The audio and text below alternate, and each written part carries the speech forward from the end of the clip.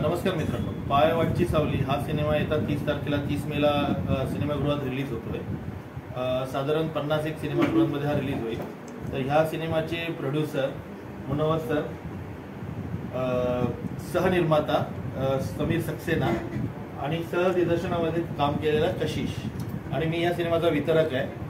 आणि ही सिनेमाची आता सध्या आमची टीम मीडियाला भेटण्यासाठी आलेली आहे। तर सर, तुम्हाला कोणाला जर काही प्रश्न असतील तर मीडियावाले विचारू शकतात। आपल्या ह्या सिनेमाबद्दल काहीतरी कळवा आम्हाला प्रेक्षकांना। सिनेमाचं नाव आहे पायवाटची सावली, की एक अनसक्सेस तरुण असतो की ज्याला आयुष्यात सक्सेस मिळालेला नसतं। तो कसा संतरूपी होतो, का म्हणजे वेळ त्याला कसं संत बनवते, त्याचा पूर्ण संघर्ष या सिनेमामध्ये। सिनेमामध्ये गावातला गोडवा आहे आणि सिनेमाविषयी आपले प्रोड्युसर सर पण 2 शब्द सांगतीलच तुम्हाला। सर जरा जे दाखवलं आहे की माणसाने केव्हाही देवावरती विश्वास सोडू नये। काही झालं तरी म्हणजे शेवटी तुम्हाला जर म्हणजे कोणीही नसलं तर देव असतो। तर हे दाखवलं आहे त्याच्यामध्ये की जो माणूस फेलियर असतो म्हणजे अगदी आत्महत्या करायला जातो, आणि आत्महत्या करायला जातो तेव्हाच त्याला काहीतरी होतं आणि तो त्या दिवसापासून तो म्हणजे संतमध्ये त्याचं रूप चेंज होतं, आणि शेवटी मग चमत्कार उलटतात। त्याला कळत नाही की चमत्कार होतात तर होतात कशाला।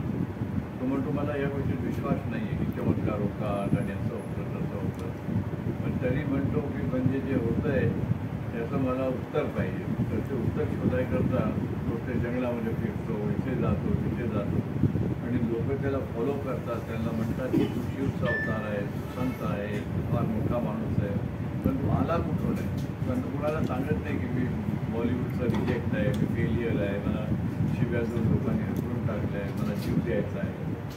तर म्हणतो मी कुठूनही आलो नाही, मी पहिल्यापासून इथेच होतो, आणि कोणी नसेल इथे तेव्हा पण मीच असणार।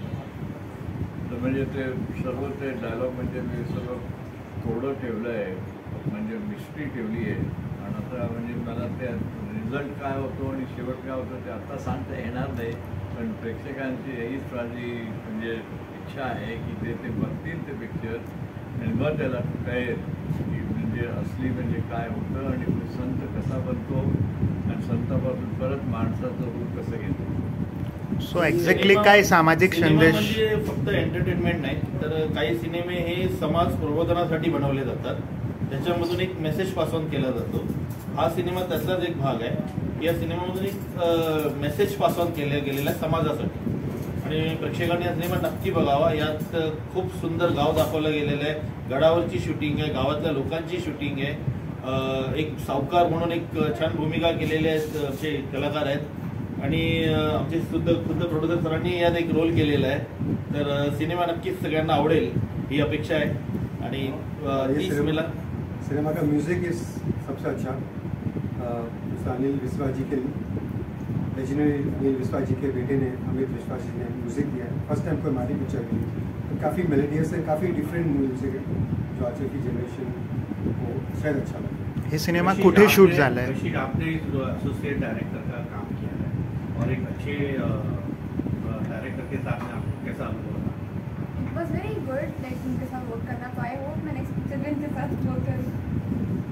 हा सिनेमाचं शूटिंग कोल्हापूरच्या गडावर झालेलं आहे बऱ्यापैकी, आणि तेथीलच एक वारद म्हणून गाव, वारेत म्हणून गाव आहे, त्या गावातच पूर्ण शूट झालेलं आहे। त्या गावात अनेक वर्ष पाऊस पडलेला नसतो, आणि आपला जो अनसक्सेस जो झालेला जो युवक आहे तो योगायोगाने तिकडे पोचतो, आणि मग तिकडे कसा पाऊस पडतो हे सगळं तुम्हाला चित्रपटात अतिशय सुंदरपणे मांडलेलं आहे, तुम्हाला ते बघता येईल। आपला जो हिरो आहे तो कुठल्या क्षेत्रात निष्फळ गेलाय?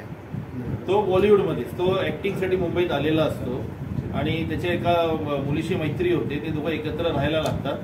ती मुलगी थोडी सक्सेस असते पण हा अनसक्सेस असतो, त्याचा अपमान होतो एकसारखा, आणि मग ते कालचक्र फिरतं, आणि पुढची स्टोरी तुम्ही सिनेमागृहात बघाल तर ते जास्त तुम्हाला आवडेल। कलाकारांची निवड कशी काय केली?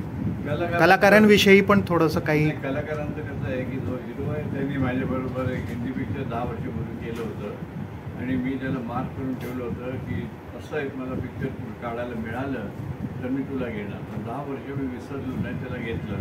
आणि बाकीचे कलाकार कसे होते की मी कोल्हापूरमध्ये शूट करत होतो, तिकडचे नाटक मंडळी आहे ती भयंकर टॅलेंटेड आहे, म्हणजे अगदी अप्रतिम टॅलेंट आहे त्या लोकांमध्ये, पण त्यांना म्हणजे कुठे ब्रेक मिळत नाही। इंडस्ट्रीमध्ये पण ब्रेक मिळत नाही.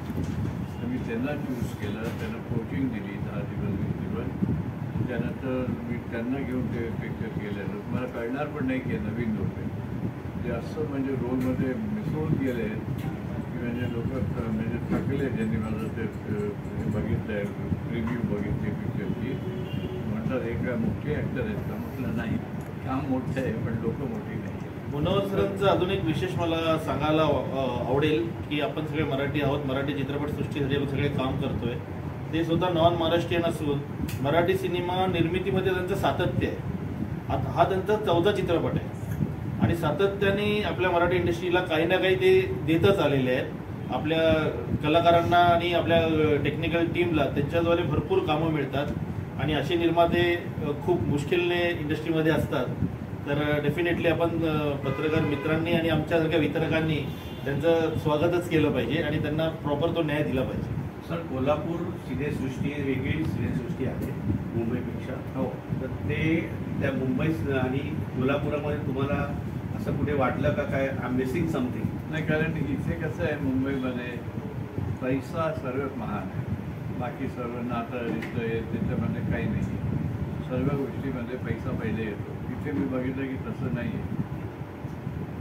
तिथे तुम्हाला कलाकार, तिथे कला, तुमचं कलेला story महत्त्व आहे. आणि ते म्हणजे तुम्ही काय लोकांना दाखवता आणि लोकांचे मनाचे तारक कसे तुम्ही वाजवता, त्यांना ते म्हणजे अर्थ देतात आणि म्हणून तिथे काम करायची मजा वाटते.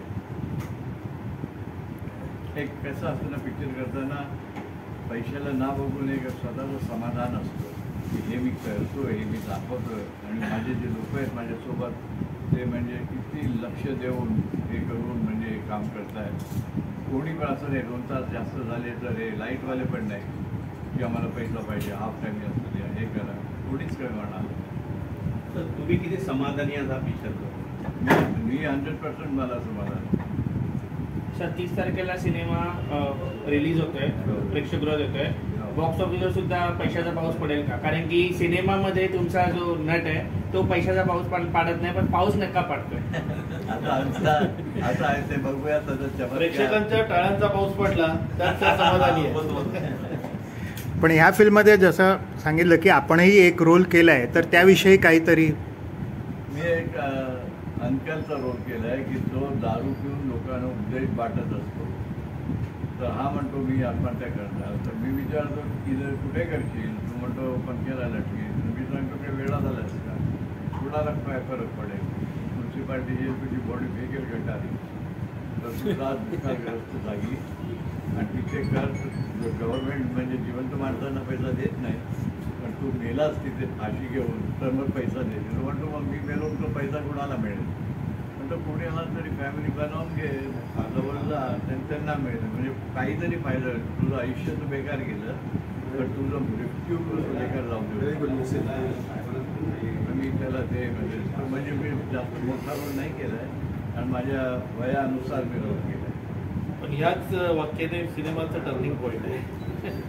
So from where you got this idea to make this? I wrote the story myself. Okay. Not today. I wrote it nearly 40 years ago. So is it inspired from any Bollywood actor who was a flop? And it was a real story. That's what I'm I've been connected to Bollywood for 40-50 years, so I met many people like this who have committed suicide because त्यांचं पुढे काही झालंच नाही. म्हणजे सर्व स्वप्न नष्ट झाले.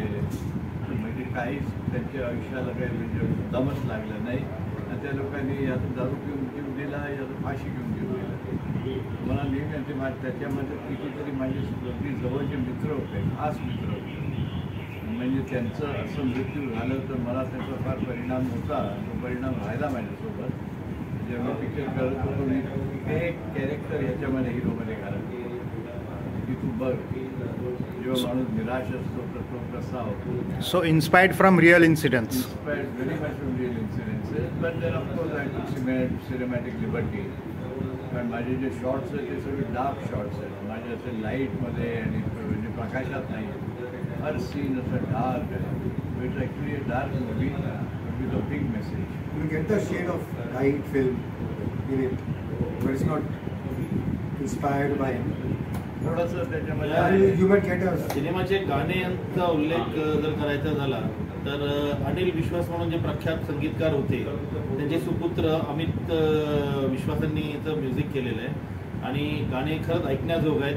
प्रेक्षकांनी ही गाणी आवर्जून ऐकावी. किती गाणी आहेत? काही 4 गाणी गाणी आहेत त्याच्यामध्ये आणि चारीचे चारी गाणी सुंदर आहेत, इमोशनल आहेत, आपल्या हृदयाला स्पंदन आणणारी आहेत.